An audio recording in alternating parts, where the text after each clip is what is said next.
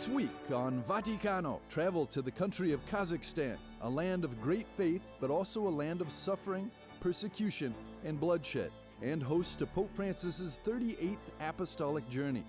In this Vaticano special, learn about the situation of Catholics in the country, the miracle of Our Lady who saved Kazakhstan from a famine, and witness what may be the first image of the Kazakh Madonna. Vaticano starts now.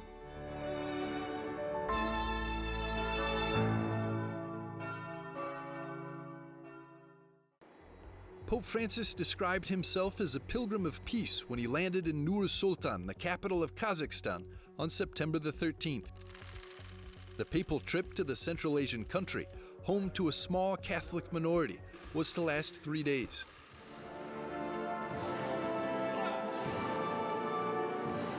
The official motto of the papal visit was Messengers of Peace and Unity.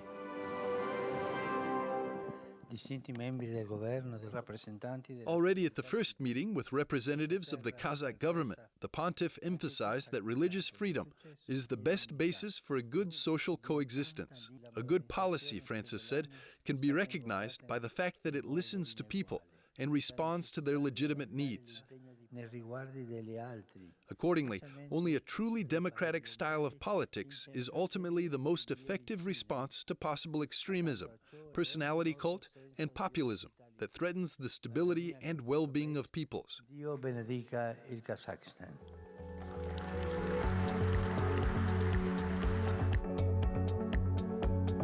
The Pope's participation in the 7th Congress of Leaders of World and Traditional Religions at the Palace of Peace and Reconciliation in Nur-Sultan was awaited with great excitement.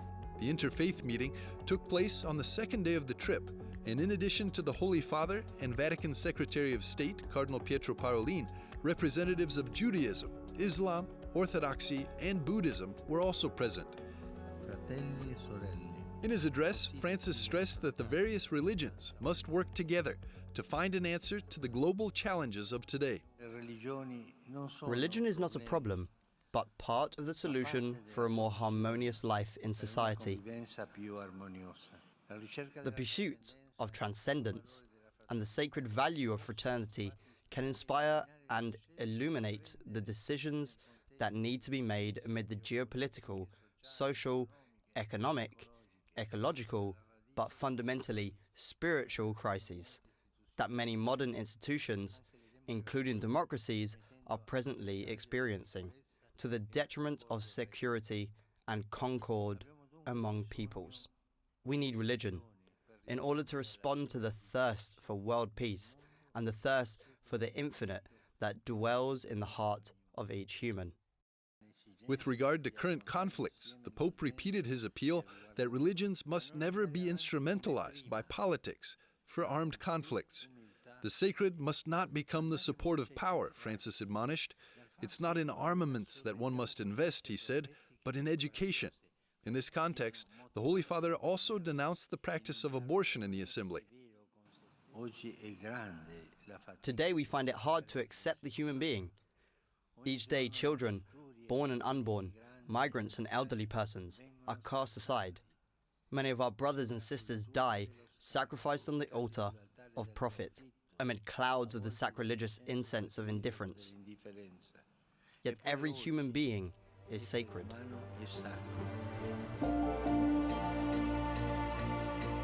For the Catholic minority in Kazakhstan, the highlight of the Pope's trip followed in the afternoon. At the expo site in Nur-Sultan, according to Kazakh news agencies, 7,000 faithful received the Holy Father to celebrate Holy Mass with him. On the feast of the Exaltation of the Cross, Pope Francis spoke about the importance of the cross, where Christ himself took the poison from the serpent of evil. Before returning to Rome on September the 15th, the Holy Father signed a joint declaration for peace with the other participants of the 7th Congress of Leaders of World and Traditional Religions. There's still too much hatred and division, too much lack of dialogue and understanding for the other, Francis lamented in his brief address. Politics and religion should therefore neither be mixed nor separated.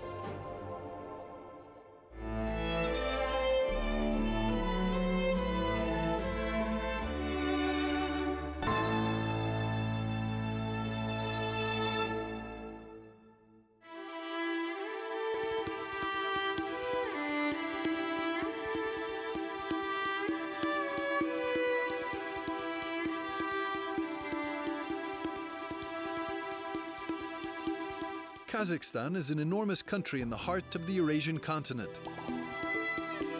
It's made up of diverse landscapes that hold a vast array of peoples, faiths, and languages that have come, passed, and remained. Far from the world's metropolises, despite a tiny number of Catholics, just 1% of the 17 million person population, Pope Francis has chosen to visit this country. This is where leaders from the world's religions will gather, bringing more than 130 delegations from 58 countries. Many years ago, when there was the ancient Silk Road, Kazakhstan was a bridge between different cultures and different nations, civilizations, and of course that fact impacted our people, our nation, and even nowadays you can see that we have a lot of nations living in Kazakhstan in peace and accord. We begin in northern Kazakhstan on an island of the Catholic faith at the shrine of Our Lady Queen of Peace in the village of Odzernoye.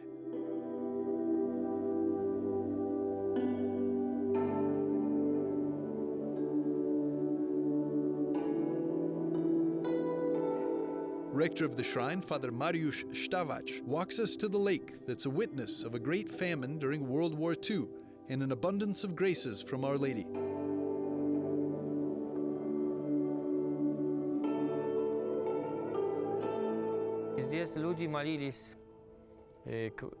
Here the people were praying through the intercession of the Blessed Virgin Mary for help. And on March 25th, 1941, a miracle occurred. The temperature rose and the snow melted and filled this place near the village, forming a lake. The appearance of the lake may have been a cyclical phenomenon, but the miraculous thing was that the lake appeared with an abundance of fish.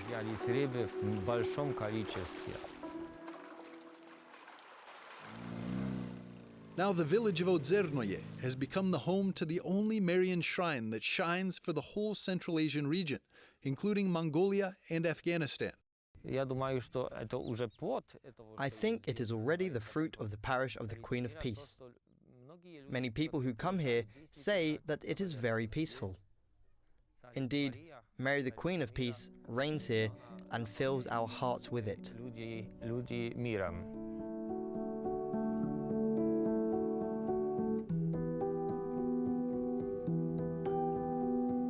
The church was built in 1990 and soon became a place of pilgrimage, especially for young people who gather here every year in August for a youth festival.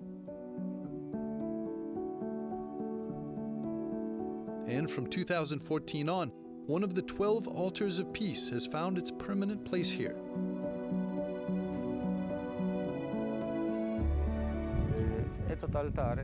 The idea of this altar is to be one of the 12 stars in the crown of the Mother of God.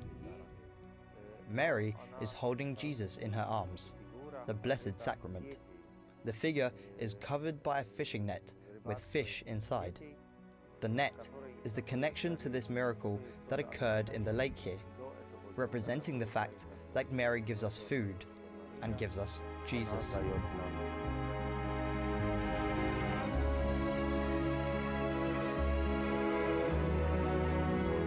The giver of peace is the Lord, and only He may bestow it.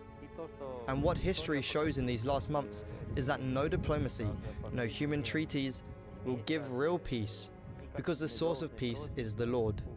And so we must ask the Lord for this peace in the Blessed Sacraments. On another side of the village, Carmelite sister Elizabeth, together with 4 other sisters, unceasingly prays for peace in front of the Blessed Sacrament. They formed a community here 15 years ago.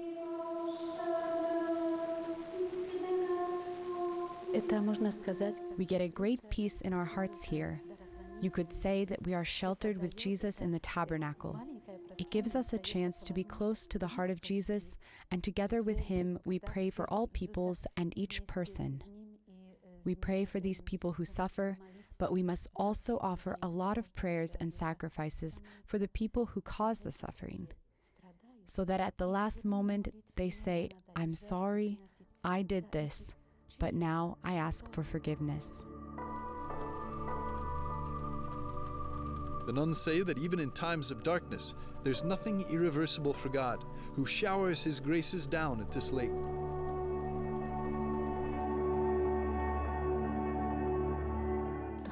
On the 100th anniversary of the apparitions of Our Lady of Fatima, the miracle with the fish repeated.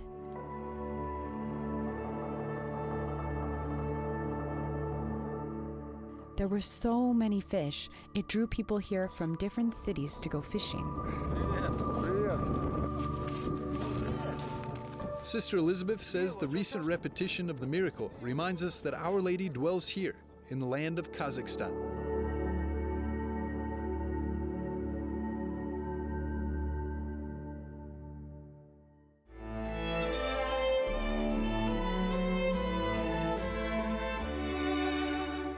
In a few moments, we'll be back with more on Vaticano.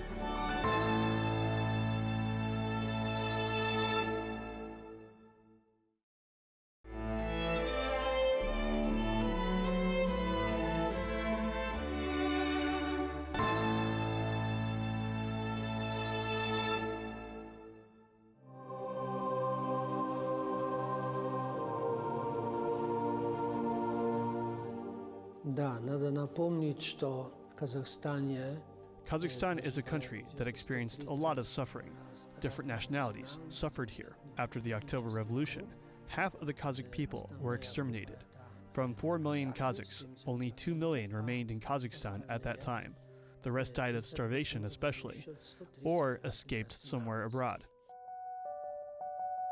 If you go to the Spassk, near Karaganda, there are dozens of monuments of different nationalities, from Spain to Japan.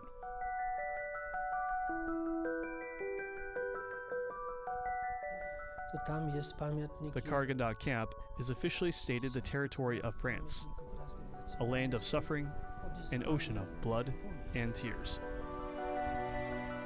But the totalitarian regime sank in this ocean of tears, and now a rock of faith triumphs in Karaganda. The Bishop of Karaganda, Adelio Del Oro, witnessed the growth and development of the Catholic Church here. In Kazakhstan c'è una storia dolorosa e bella. In Kazakhstan, there is a painful and beautiful history of the presence of Catholicism.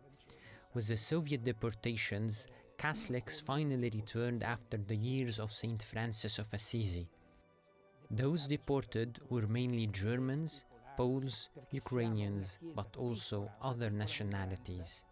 For 70 years, the faith was communicated mainly by grandmothers to their grandchildren, with almost no presence of priests and sacraments. Bishop Evgeny Dzinkovsky, a descendant of deported families, says the faith is growing in Kazakhstan, despite the fact that many Catholics have left the country and gone on to live in Europe in search of a better life. Until quite recently, the Catholics of Kazakhstan were the descendants of Catholics deported to Kazakhstan. But now we can notice with joy that the Catholic faith is spreading. That is why not only Germans, Poles, or Lithuanians come to our church now, but also people of different nationalities. During these years, the church in Kazakhstan began to spread the faith to the local population.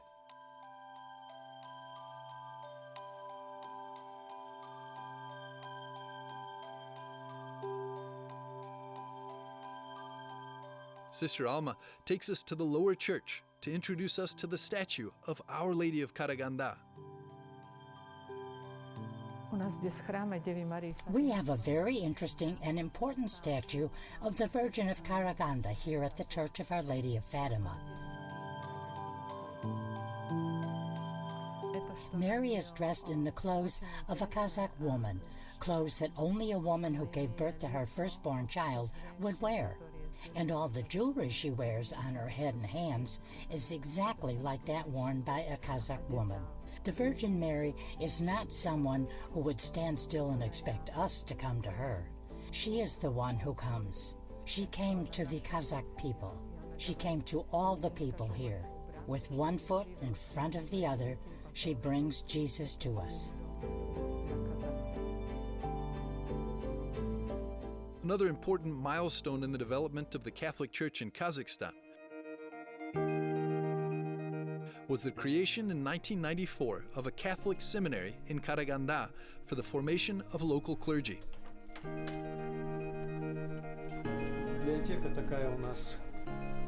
The new rector, Father Ruslan Rakimberlinov, is an alumnus of the seminary and the first priest of Kazakh nationality. It is an interdiocesan seminary, so we have here students that are trained not only for Kazakhstan, but also we have representatives from other countries, from other dioceses, such as Russia and Georgia. We had also Armenian students, and this year we expect students from the Belarus Greek Catholic Church. More than 20 priests have graduated from this seminary, including myself. I graduated in 2008.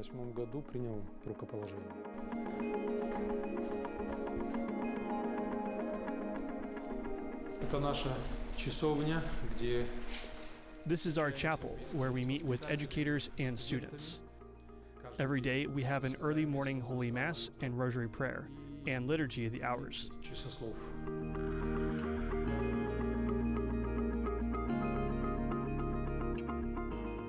This is the heart of the seminary. This is where seminarians are formed and educated to be priests, servants of the Church and God.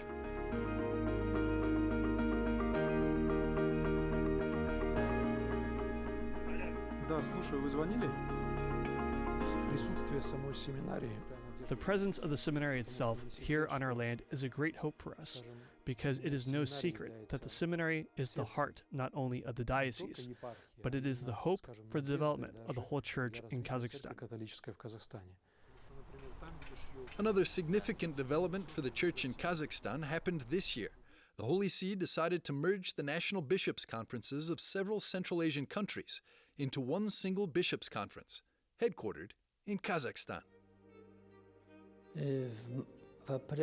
In April of this year, the first meeting of the new Bishops' Conference took place, and it is called the Central Asian Catholic Bishops' Conference. In addition to Kazakhstan, there are 4 former Soviet republics: Kyrgyzstan, Uzbekistan, Tajikistan, and Turkmenistan, and Mongolia and Afghanistan.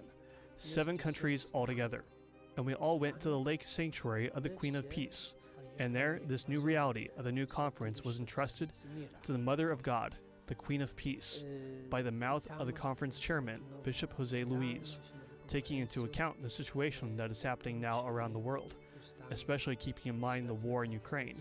We see that we have a special obligation to pray for peace in Ukraine and around the world.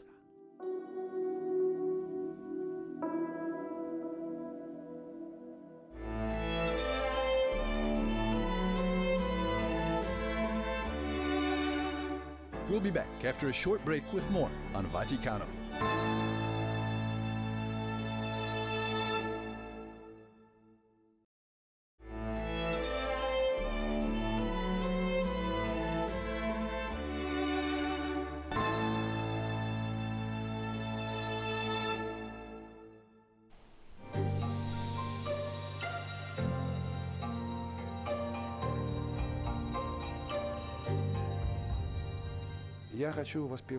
I want to glorify our beauty, and I want the beauty of our women, the beauty of our mothers, to be understood by the European man and by other people.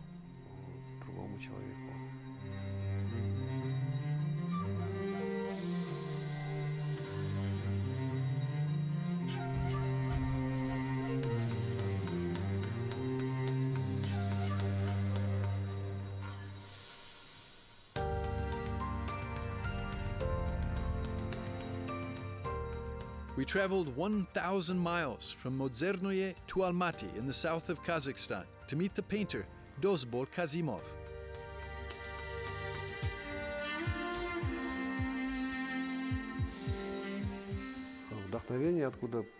The inspiration that came for this work is the love for the mother, and we Kazakhs have a special reverence for mothers.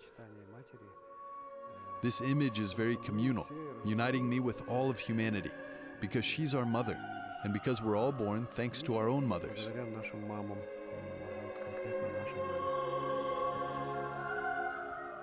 Kazimov shares that the unique challenge he faces is to link the religious canons with the traditions of Kazakh national art and make them communicate with one another.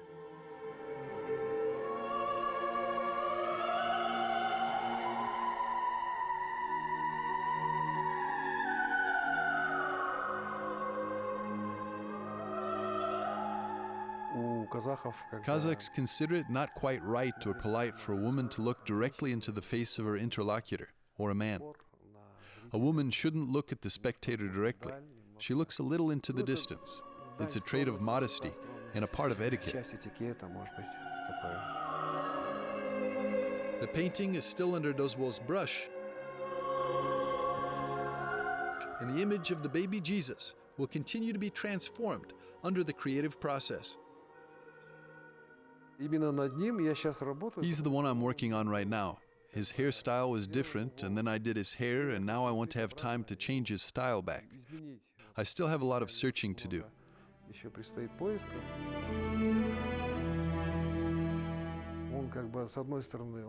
On the one hand, he doesn't want to break away from his mother, but on the other, somewhere in the depths of his little subconscious, he understands that he has a path. I see him as a young hero. He's actually walked the path of a warrior. This is such a very difficult path, and no one can walk it. You need to have strength, and this I need to portray.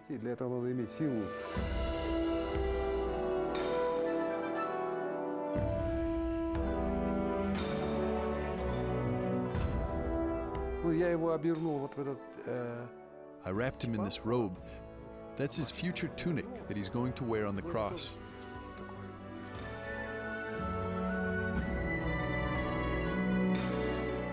The image of the Virgin Mary represents a Kazakh woman from a poor and simple family, but yet shows the beauty, modesty, and dignity of a woman from the steppes.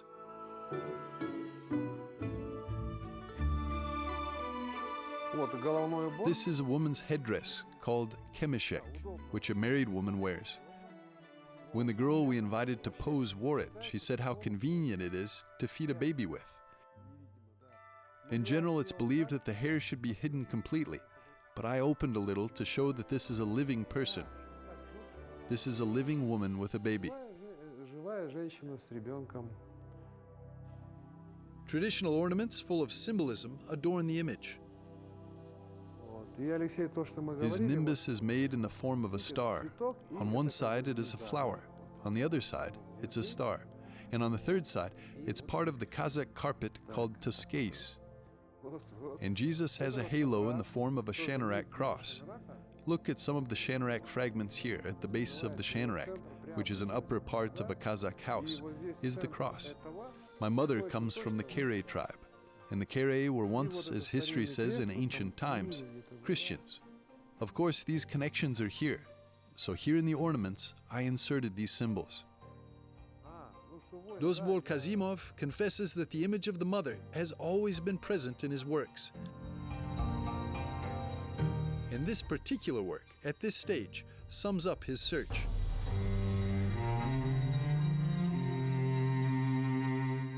He hopes that this image will find its place in the hearts of the people of Kazakhstan.